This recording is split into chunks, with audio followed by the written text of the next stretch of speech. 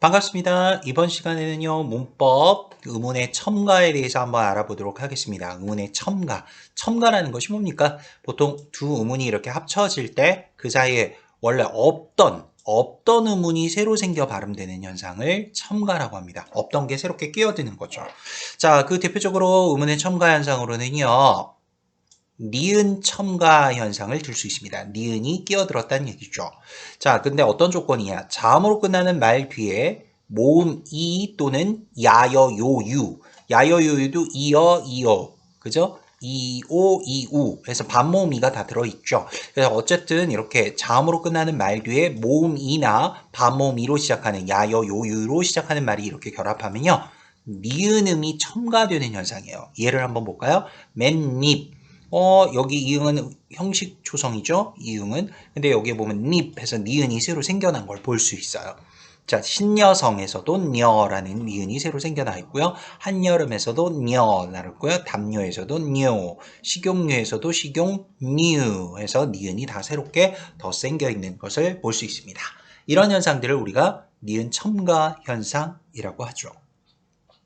다음으로는 사이소리 현상이라는 것으로 넘어가 볼 건데요. 사이소리란 보통 명사와 명사가 결합을 할 때, 자, 명사가 결합할 때 특히 그런 걸 우리가 합성어라고 하지 않습니까? 이렇게 합성어를 이룰 때 그 사이에 소리가 덧나는 현상인데, 자, 조건이 있네요. 이때 둘 중 하나는 고유어여야 한다는 조건이 있습니다. 자, 그래서 그 조건으로 세부 항목에 이렇게 조건들이 앞말이 울림소리로 끝나고, 울림소리라고 하면 모음이나 자음에서는 니은, 리을, 미음, 이응, 노란 양말이라고 할 수 있죠. 미음, 리을, 이응, 미음 이런 것들이 노란 양말로 외우시면 되고요. 자음에서는 이렇게 4개, 나머지 모든 모음은 울림소리죠. 앞말이 울림소리로 끝나고 뒷말의 첫 소리가 안울림 예사소리일 때, 그 이외의 음들이 다, 그 이외의 자음들이 다 안울림 예사소리죠. 보통 그렇게 예사소리일 때, 예사소리, 그러니까 쌍기역 빼고, 뭐 쌍디귿, 그 다음 크트프츠, 된소리나 경음악 빼고, 그런 예사소리일 때 뒷말의 첫 소리가 된소리로 난다. 자, 예를 한번 보실까요? 초와 불이 합쳐졌어요. 초라는 명사와 불이란 명사가 합쳐졌을 때, 명사와 명사가 결합해서 이렇게 합성을 이룰 때 어떻게 해요? 소리가 덧난다 그랬죠? 시옷 소리가 지금 표기상으로는 시옷을 했는데요. 촛불해서 디귿 소리가 갑자기 어디선가 덧나 있는 것을 볼 수 있고, 뒤에 그 뿔이라고 쌍비읍 된소리가 나죠. 이렇게 뒷말에 첫 소리가 된소리로 나는 경우. 근데 이런 경우는 제가 두 가지를 다 표기를 해놨는데요. 발음상 두 가지가 다 허용이 됩니다. 촛불라도 되지만 촛불이라고도 할 수 있죠. 왜냐하면 표기상으로는 시옷이 있는 것으로 봤을 땐 그 음절의 끝소리에 적용을 받으면 디귿으로 표기하는 것이 맞으니까, 자, 이렇게 표기하는 것으로 볼 수도 있습니다. 산길의 경우는 산의 니은은 울림소리죠. 근데 뒤에 안울림 예사소리 기역이 왔으니까 니은 뒤에 기역은 된소리가 돼서 산길로 발음되고요. 봄비의 경우도 마찬가지죠. 봄의 미음 받침은 울림소리죠. 비의 비읍은 안울림 예사소리죠. 그러니까 봄비라고 된 거고요. 등불의 경우도 마찬가지. 등의 이응 받침은 울림소리고요. 비읍은 안울림 예사소리니까 등불 소리 나고요. 길과 마찬가지. 길이라는 리을 받침 울림소리 뒤에 까라는 가 할 때 기억이 안울림 예사소리였으니까 발음은 길까라고 발음하게 되는 것입니다.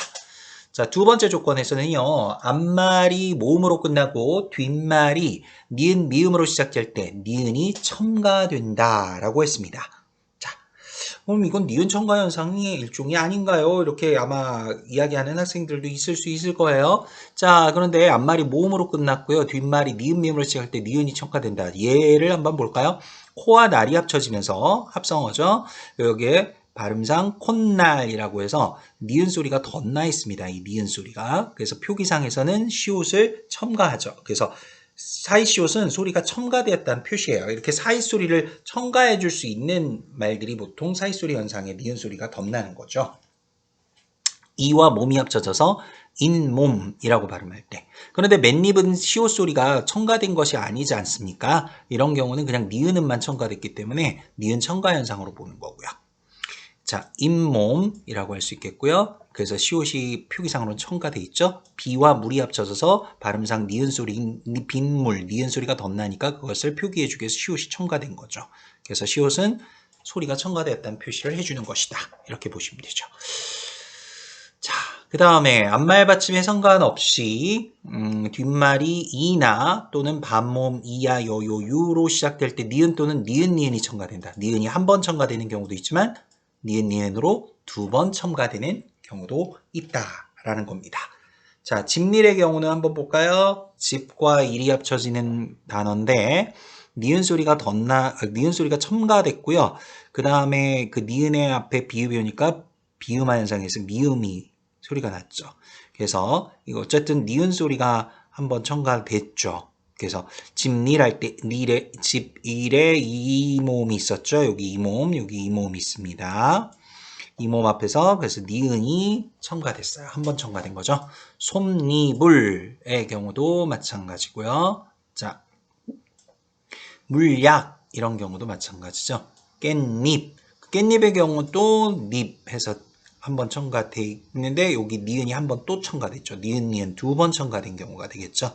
그래서 사이시옷을 표기해주고 모음으로 끝나는 말 앞에서는 사이시옷을 넣어주는 겁니다. 뒷일도 뒷일, 나뭇잎. 그래서 나무, 뒷일, 깻잎 이런 건 다 시옷을 표기를 이렇게 해주게 되는 것이죠.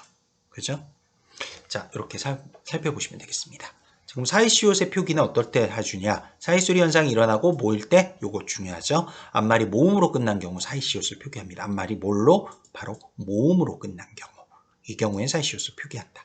뱃사공, 시냇가, 나뭇가지, 장맛비, 등굣길 이런 것들은 다 시옷을 표기해 주죠. 그 다음에 외우셔야 할 부분이 있는데요. 한자어로만 이루어진 합성어의 경우 원칙적으로 사이시옷을 표기하지 않습니다. 이거는. 그러나 다음에 6개의 단어는 사이시옷을 표기합니다. 예외의 경우 이거 외워야 합니다. 여기 예외. 곳간, 새빵, 숫자, 착간, 택간, 횟수. 자, 이것은 시옷을 표기합니다. 나머진 표기를 하지 않죠. 이렇게 쓰면 안 돼요. 이렇게 쓰면 안 되고 초점이라고 쓰고요. 내과도 발음은 내과라고 하지만 발음상 한자 해결합이니까 내과라고 쓰죠. 쓸 때는. 자, 그러나 예외인 경우 곳간, 새빵, 숫자, 착간, 택간, 횟수. 곳간, 새빵, 숫자, 착간, 택간, 횟수. 이건 예외라는 거 꼭 외우셔야 되죠. 별표 5개나 있죠. 별이 5개. 자, 중요하다는 얘기입니다. 자, 꼭 외워주시기를 바라겠습니다. 자, 여기까지 해서 좀 사이소리 현상, 의문의 첨가에서 니은 첨가와 사이소리 현상 한번 공부해 봤고요. 다음 시간에 좀 이어서 볼 테니까 적용 연습 문제 확인하면서요. 여러분들 좀 내용 전체적으로 잘 들었는지 확인해 보시고 부족한 부분은 다시 한번 좀 연습해 보시기를 바라겠습니다. 자, 오늘 강의는 여기까지입니다. 수고하셨습니다.